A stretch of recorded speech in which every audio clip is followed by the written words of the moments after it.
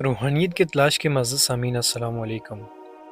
بنی اسرائیل میں ایک عابد شخص رہتا تھا جسے اللہ تعالیٰ نے ظاہری حسن و جمال بھی بہت دے رکھا تھا۔ وہ اپنے ہاتھ سے زنبیل بناتا اور فروخت کر کے اپنا گزارا کرتا تھا۔ ایک دن وہ بادشاہ کے محل کے دروازے کے پاس سے گزر رہا تھا کہ بادشاہ کی بیوی کی خادمہ نے اسے دیکھ لیا اور جا کر اپنی ملکہ سے کہنے لگی، یہاں ایک آدمی آیا ہے، ایسا حسین و جمیل شخص میں نے اس سے پہلے کبھی نہیں دیکھا اور زنبیلیں فروخت کر رہا ہے۔ ملکہ نے حکم دیا، اسے میرے پاس لے کے آؤ۔ اسے لایا گیا تو ملکہ اسے دیکھتے ہی اس پر فدا ہو گئی اور کہنے لگی، زنبیلیں پھینک دو، اب تمہیں یہ زنبیلیں بیچنے کی ضرورت نہیں پڑے گی، میں تمہیں دولت سے مالا مال کر دوں گی، بس تم میری خواہش پوری کرو۔ عابد نے جب یہ بات سنی تو وہ بہت پریشان ہو گیا۔ وہ بار بار انکار کرتا رہا مگر ملکہ ایک ہی ضد پر اڑی رہی کہ میری خواہش پوری کر دو، لیکن عابد بار بار انکار کرتا رہا۔ ملکہ کہنے لگی، اگر تو یہ کام نہیں کرنا چاہتا تو اس سے بغیر یہاں سے باہر جا بھی نہیں سکتا، اور حکم دیا کہ سارے دروازے بند کر دو، تو سب دروازے بند کر دیے گئے۔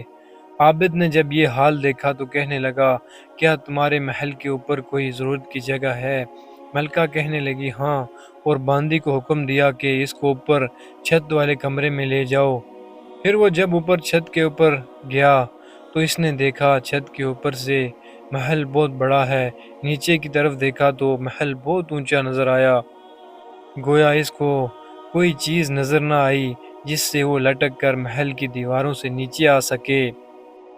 پھر جب اس نے ادھر ادھر دیکھا، جب کوئی حل نہ بنا، آخر اپنے نفس سے متوجہ ہوا اور کہنے لگا، تو نے تو 70 برس سے اپنے رب کریم کی رضا کے لیے طلب کی ہے، اور دن رات تو اسی حرص میں لگا رہا، دن رات تیرے اسی حرص میں گزرتے رہے، اور تجھ پر آج ایک ایسی شام آئی ہے جو تیری اس تمام محنت کو ضائع کر دے گی۔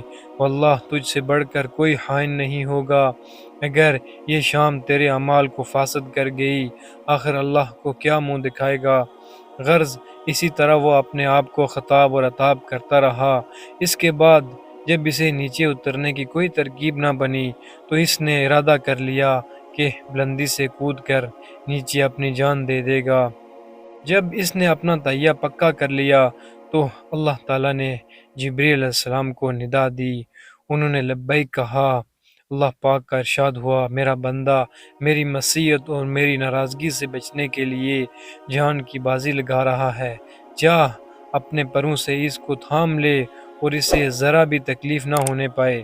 چنانچہ حضرت جبرائیل علیہ السلام نے اپنا پر پھیلایا اور اسے پکڑ کر یوں زمین پر رکھ دیا جیسے ایک مہربان باپ اپنے بیٹے کو رکھتا ہے۔ پھر اس کی زنبیلیں ادھر ہی رہ گئیں اور وہ گھر کی طرف بھاگا ہوا گیا۔ گھر پہنچا تو سورج غروب ہو چکا تھا۔ بیوی کہنے لگی، زنبیلوں کی قیمت کہاں ہے؟ کہنے لگا، آج تو اسے کچھ بھی نہیں ملا۔ تو اس کی بیوی نے کہا، آج ہم لوگ افطار کس سے کریں گے؟ کہنے لگا، آج کی رات یوں ہی ذرا صبر سے کاٹ لیں گے۔ پھر کہنے لگا، تو اٹھ کر تندور میں آگ جلا دے تاکہ ہمسائے ہمارے تندور میں آگ جلتا دیکھ کر ان کے ذہن میں کوئی خواہ مخواہ پریشان نہ ہوں۔ بیوی نے اٹھ کر تندور میں آگ جلا دی اور خود واپس آ کر اس کے پاس بیٹھ گئی۔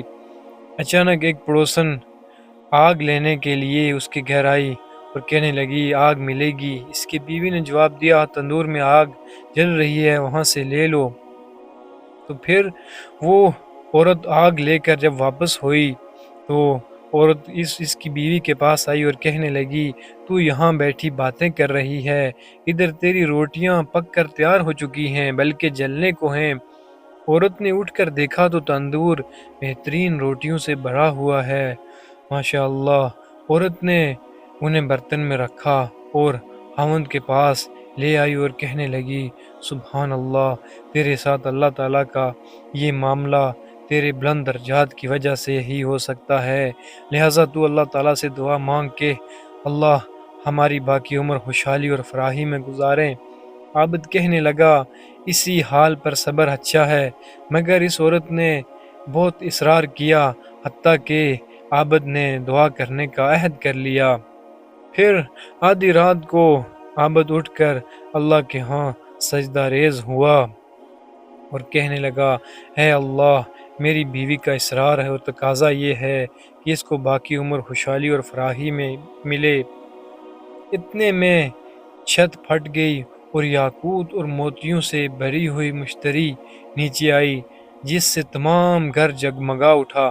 عابد نے جب یہ دیکھا تو اس نے اپنی بیوی کو پاؤں دبایا جو پاس ہی سو رہی تھی، اٹھایا اور کہا اٹھ کر بیٹھ اور دیکھ، جو تو مانگتی تھی وہ سنبھال لے۔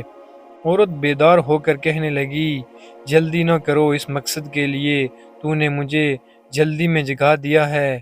میں خواب دیکھ رہی تھی، سونے کے بہت سی کرسیاں بچھی ہوئی ہیں جو یاقوت اور زمرد وغیرہ سے سجی ہیں، مگر ان میں سوراخ ہیں۔ میں نے پوچھا یہ کرسیاں کس کی ہیں؟ جواب ملا کہ یہ تیرے خاوند کے بیٹھنے کے لیے ہیں۔ میں نے پوچھا ان میں سوراخ کیوں ہیں؟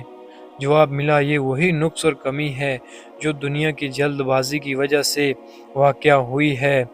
تو میں نے کہا میں ایسی کسی بھی چیز کی خواہش نہیں رکھتی جس سے تیری نشست گاہ میں ایسا نقص پیدا ہو، لہٰذا تو اپنے رب سے دعا کر لے کہ اس کو واپس کر لے۔ تو پھر اس عابد نے دعا کی تو اللہ پاک نے وہ تشتری واپس کر لی۔ ماشاء اللہ، سبحان اللہ۔ بے شک جو اللہ کے خوف سے اپنے آپ کو نفسانی خواہشات سے بچاتا ہے تو اللہ تعالیٰ یقیناً اس کی مدد فرماتے ہیں۔ اللہ پاک ہمیں بھی نفس کی خواہشات سے بچنے کی توفیق عطا فرمائے، آمین۔